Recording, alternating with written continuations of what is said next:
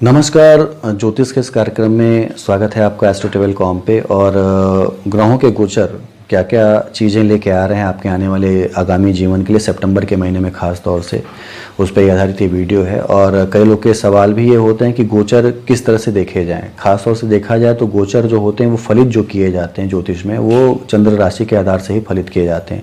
यानी चंद्रमा के हिसाब से बाकी ग्रहों के गोचर क्या हो रहे हैं उस पर ही चीज़ें जो होती हैं बताई जाती हैं कि आपका वो महीना कैसा गुजरेगा। तो जिस भी अंक में चंद्रमा हो वो आपकी राशि हुई। यानी यदि मैं बात करूं कि कालचक्र की 6वीं राशि जिस पे आधारित ये वीडियो है, तो उसके लिए 6 अंक में चंद्रमा हुआ, यानी आपकी कन्या राशि हुई।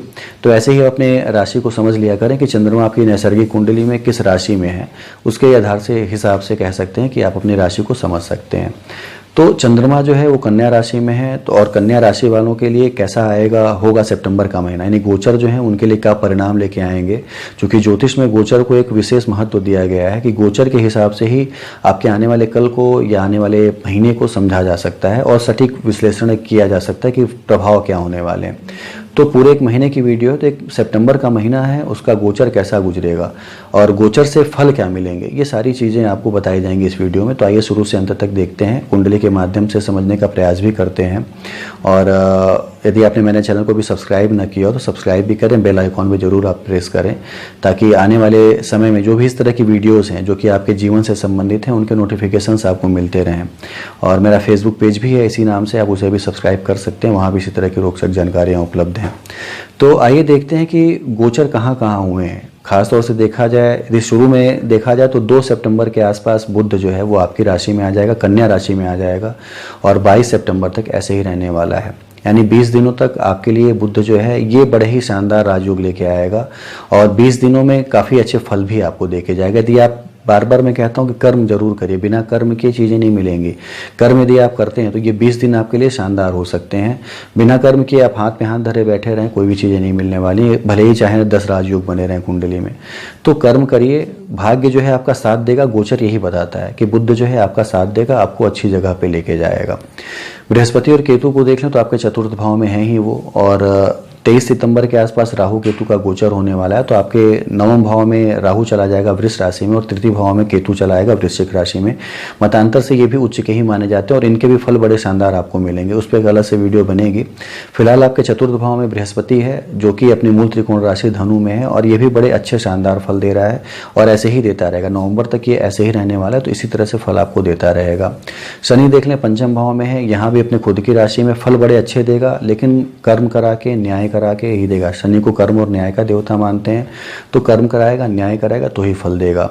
मंगल को देख लें तो मंगल जो है आपके मेष राशि में आ चुका है और ये अब 14 फरवरी तक वक्री होगा तो मीन राशि में जाएगा, यानी आपके 7th हाउस में, और मार्गी होगा तो फिर से आपके अष्टम भाव में मूल त्रिकोण में आएगा। तो यहाँ पे ये चलता रहेगा और कम से कम फरवरी यानी आधे फरवरी तक इसी तरह से चलते रहना है। फिलहाल अभी ये सितंबर में आपके मेष राशि में है, आपके अष्टम भाव में है। उसकी भी 3 दृष्टियां हैं, 4, 7, 8, जो कि मैंने दिखाया हुआ है लाल रंग के एरो से। तो इतनी चीज़ें हैं। शुक्र जो है आपके चला जाएगा 11वें भाव में कर्क राशि में, वो भी 1 सितंबर से लेकर 27 सितंबर तक रहेगा। और साथ ही सूर्य को ले लें तो सूर्य जो है आपकी कुंडली में जो है 12वें भाव में है, सिंह राशि में है और 16 अगस्त को ही आ चुका है और 16 सितंबर तक ऐसे ही रहने वाला है। तो ये पूरे गोचर थे। अब एक एक ग्रहों को लेकर यदि उसके फल समझने का प्रयास किया जाए तो बुध को देख लिया जाए तो बुध जो है कन्या राशि में, जैसा कि मैंने पहले बताया, अलग से ये राजयोग बनाए हुए हैं। बड़ा ही शानदार इसको माना जाता है कि केंद्र में बुध हो और अपनी खुद की राशि में हो। तो बुध के लिए ज्योतिषियों ने कहा है कि बुध अकेला ऐसा होता है जो संपूर्ण पृथ्वी का शासक बना सकता है आदमी को, अपने वाणी से, अपने व्यवहार से, अपने ज्ञान से, और खास तौर से कंप्यूटर का ज्ञान, ऑडिट का ज्ञान कह सकते हैं, यानी गणित का ज्ञान कह सकते हैं। इन सब चीज़ों से, मैथमेटिक्स के ज्ञान से आप इतना ज़्यादा सफलता पाते हैं, इतनी ज़्यादा रिकॉग्निशन समाज में पाते हैं कि चीज़ें आपको सर्व जगह सर्वसुलभ होती हैं। कहा जाता है कि विद्वान जो है कहीं भी चला जाए उसकी पूजा होती है। राजा जो होता है अपने इलाके में पूजा जाता है, लेकिन विद्वान जो होता है वो हर जगह पूजा जाता है। तो यहाँ पे बुद्ध आपको विद्वान बना रहा है, तो आपकी हर जगह आराधना होगी, हर जगह पूजा होगी। तो इस बुद्ध का पूरा आपको लाभ उठाना चाहिए। और खास तौर से मैंने पहले बताया कि कर्म जो करते हैं यदि आप, तो ये 20 दिन बड़े ही क्रूशियल आपके लिए, बड़े ही शानदार फल यहाँ पे बुद्ध आपको देगा। पूरा इसका लाभ आपको उठाना चाहिए। बृहस्पति और केतु को ले लें तो बृहस्पति, जैसा कि मैंने पहले बताया कि बृहस्पति मूल त्रिकोण में चतुर्थ भाव में सुख को बढ़ाना, माता से संबंध अच्छे रखना। दृष्टियाँ उसकी देखें तो आपके अष्टम भाव पे हैं, आपके 10वें भाव पे हैं और आपके 12वें भाव पे हैं। तो धार्मिक बनाना, विदेश यात्राओं के योग देना। जब भी आपका 12वां भाव, चौथा भाव और 8वां भाव कहीं ना कहीं से दृष्टि संबंध से या ग्रहों के संबंध से जुड़ जाता है। तो विदेश में यात्राएं कराना, विदेश में जाके बसा देना, वहाँ पे कोई बिजनेस करना, ये सारी चीज़ें देता है। तो बृहस्पति ये सारी चीज़ें आपको दिए हुए हैं। और यदि आप वीज़ा पाने का, पासपोर्ट पाने का प्रयास कर रहे थे तो निश्चित रूप से सफलता भी बृहस्पति यहाँ पर आपको देने जा रहा है और अच्छे फल देगा कह सकते हैं। धार्मिक आपको बनाएगा, कर्मवान आपको एक तरह से बनाएगा। जब भी उसकी दृष्टि दशम भाव पर रहती है तो कर्मवान बना देता है, उच्च अधिकारियों से संबंध आपके बड़े अच्छे बना देता है और उनसे सफलता लेके अपने काम को कर जाना या पद में उन्नति हो जाना, ये सारी चीज़ें बृहस्पति देता है। तो ये सारी चीज़ें यहाँ पे बृहस्पति आपको दे रहा है। शनि को ले लें तो शनि जो है आपके पंचम भाव में रहेगा। पंचम भाव का शनि, जो कि पंचम भाव देख सकते हैं विद्या का, बुद्धि का और संतान का होता है, उच्च का शनि यहाँ पे होना, स्वगृही शनि होना यहाँ पे दिखाता है कि फल तो आपको बड़े ही शानदार देगा। शनि की आदत है जब भी मकर राशि में होता है तो फल जो है बड़े ही शानदार देता है और अच्छे भाव में हो, पंचम भाव में ये अच्छे फल देता है आपको एक तरह से कह सकते हैं। तो विद्या बुद्धि का विकास होना, संतान की प्राप्ति होना या संतान का दिमाग जो है वो आप देख सकते हैं थोड़ा शांति से अपने काम में लगे रहना। शनि जो है निरंतरता देता है, कर्मवान बना के एक आदमी को निरंतरता देके काम में लगा देता है और उसी काम में काफ़ी ऊंचाई तक लेके जाता है। तो शनि यहाँ पे ये दे रहा है। तो आपको धैर्य नहीं खोना है, अपने काम में लगातार लगे रहने से निश्चित रूप से आप काफ़ी ऊंचाई पे पहुँचेंगे यहाँ पे, चाहे वो पढ़ाई का क्षेत्र हो, चाहे नौकरी का क्षेत्र हो कह सकते हैं, या बिजनेस का क्षेत्र हो, सभी में यदि आप निरंतरता बनाए रखते हैं, कंटिन्यूटी बनाए रखते हैं तो बड़ी ही शानदार जगह पे शनि आपको लेके जाएगा। सातवीं दृष्टि आपके देख सकते हैं कि लाभ के भाव पे है, तो लाभ कराना और महिलाओं से लाभ कराना कह सकते हैं इस समय, और आय के नए नए स्रोत बनाना। शनि जब भी 11वें भाव से संबंधित हो तो आय के अनेक स्रोत होते हैं, एक स्रोत से आप नहीं कमाएंगे, आय के और भी कई स्रोत रहेंगे जहां से आप कमा सकते हैं पैसे। तो शनि यहाँ पे ये भी दे रहा है आपको। शनि की तीसरी दृष्टि यदि देखें तो शनि की तीसरी दृष्टि आपके 7वें भाव पे है। तो यहाँ पे भी शनि देख सकते हैं, चूंकि बृहस्पति की राशि है 7वां भाव और बृहस्पति अपनी मूल त्रिकोण राशि में, तो दाम्पत्य जीवन तो सुचारू रूप से चलता रहेगा, व्यापार भी आपका ठीक चलेगा। लेकिन जैसा कि मैंने पहले बताया कि कर्म मत छोड़िए, निरंतरता एक बनाए रहिए, कंटिन्यूटी बनाए रहिए, तो फल शनि बड़ा ही बेहतर देगा और पैसे कमा के आप उसको पूंजी के रूप में परिवर्तित भी कर पाएंगे, क्योंकि उसकी 7वीं दृष्टि आपके 11वें भाव पे है और 10वीं दृष्टि आपके सेकंड हाउस पे है। तो आपका 11वां और दूसरा भाव भी शनि से प्रभावित है, लाभ का भाव कह सकते हैं और अचल संपत्तियों का भाव। तो लाभ कमा के अचल संपत्ति में बदल सकते हैं आप, जबकि आप कर्म पूरे करते हैं। तो कर्म करिए, न्याय आपके साथ शनि जरूर करेगा, आपको फल भी बड़े अच्छे देगा। चूंकि 2022 के आसपास तक रहना है इसको यहाँ पे, तो इन 2 सालों में बड़े ही शानदार फल आपको देके जाएगा शनि।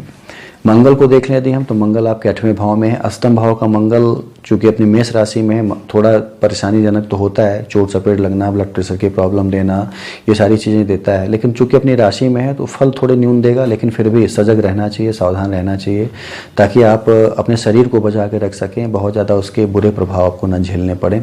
साथ ही ब्लड प्रेशर की प्रॉब्लम ना हो, आपका परिवार जो है वो आपके कारण कहीं ना कहीं से मानसिक तनाव में न घिरे, ये सारी चीज़ें करनी चाहिए आपको। और जैसा कि मैंने पहले बताया कि अब ये एक लंबा गोचर है, अभी से लेके करीब करीब 14 फरवरी के आसपास तक मंगल मार्गी और वक्री होकर 7वें 8वें भाव में आता जाता रहेगा। तो ये फल जो है आपको थोड़े 4 महीनों तक के लिए मंगल के विशेष मिलने वाले हैं, क्योंकि सप्तम भाव भी आपका प्रभावित रहेगा वक्री होने पे। तो पत्नी से बहुत अच्छा ना होना या दाम्पत्य जीवन में तनाव आना, साथ ही जब अष्टम में जाएगा तो उसकी दूसरी सेकंड हाउस में पड़ेगी, जो कि पारिवारिक जीवन का, आपके संपूर्ण पारिवारिक जीवन का है, यानी सारे रिलेटिव्स को ले लें तो उनका जीवन एक तरह से है। तो वहाँ भी अपनी वाड़ी से आपको थोड़ा क्लेश का सामना करना या वाड़ी में कर्कशता होने से उनसे भी संबंध खराब होना, ये चीज़ें मंगल यहाँ पे दे सकता है। तो इसका आपको थोड़ा एक तरह से कह सकते हैं बचाव करना चाहिए कह सकते हैं। तो ही चीज़ें जो हैं आपके हिसाब से गुजरती जाएंगी, अच्छी चलेंगी। मंगल की 8वीं दृष्टि की यदि हम बात करें तो आपके पराक्रम भाव पे, पराक्रम को निश्चित रूप से बढ़ाएगा आपके, चूंकि अपनी खुद की राशि को देख रहा है अपनी ही राशि से, तो पराक्रम जरूर बढ़ाएगा। लेकिन फिर भी थोड़ा संभल के रहें, थोड़ा अच्छे से रहें, क्योंकि सूर्य को भी यदि देख लें तो सूर्य भी एक गर्म ग्रह है, मंगल भी एक गर्म ग्रह है, सूर्य 12वें भाव में है, खुद की राशि का है, तो फल तो अच्छे देगा। लेकिन सूर्य की दृष्टि भी 6ठे भाव पे आपके पड़ रही है, जो कि रोग ऋण और शत्रु का भाव है। तो 6ठा भाव आपका सूर्य से प्रभावित रहेगा और मंगल जो है 8वें भाव को प्रभावित किए हुए। तो कन्या राशि वालों के लिए थोड़ा इस समय बीमारी और ब्लड प्रेशर का बढ़ना, चोट चपेट लगना, ये सारी चीज़ें जरूर मिलेंगी उनको। बच के थोड़ा रहें, संभल के थोड़ा रहें, सेहत पे विशेष ध्यान दें अपने, वर्कआउट करते हैं तो ज़रूर करें। और यदि कोई दवा खाते थे तो उसमें भी कोई कोताही न करें, एक तरह से कह सकते हैं, तो जीवन जो है सुचारू रूप से चलता रहेगा। और बार बार मैं बताता हूँ कि कर्म पे आधारित कुंडलियाँ होती हैं, आपके कर्म जैसे होंगे कुंडलियाँ वैसे ही होंगी। कुंडली में ऐसा नहीं कि सारे भाव खराब हैं तो आप आपके कर्म को छोड़ के आप उसका इंतजार करें कि घटित होगा। अपने कर्म को यदि आप अच्छा रखते हैं तो उन भावों के फल भी न्यून मिलेंगे, उन भावों के प्रभाव जो हैं वो थोड़े कम हो जाएंगे कह सकते हैं। तो इसका पूरा लाभ उठाइए और प्रयास करिए अपने आप को बचा के रखने का, अपने आप को संभाल के रखने का। शुक्र को ले लें, 11वें भाव में शुक्र है, शनि की उस पर दृष्टि, जैसा कि मैंने पहले बताया कि कमाने के अनेक अवसर देगा।